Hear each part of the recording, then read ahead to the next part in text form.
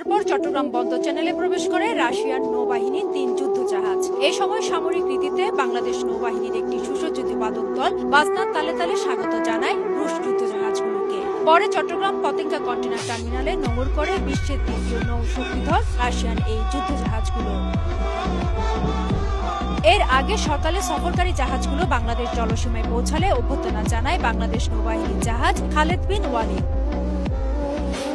এরপর আনুষ্ঠানিকতায় জাহাজগুলোর অধিনায়কদের ফুল দিয়ে স্বাগত জানায় বাংলাদেশ নৌবাহিনীর ঊর্ধ্বতন কর্মকর্তারা। দেশে অবস্থানকালে রাশিয়ান জাহাজগুলোর অধিনায়করা চট্টগ্রাম নৌ অঞ্চলের কমান্ডার ও চট্টগ্রাম বন্দর চেয়ারম্যানের সঙ্গে সৌজন্য সাক্ষাৎ, নৌঘাটি সহ যুদ্ধজাহাজ পরিদর্শন করবেন।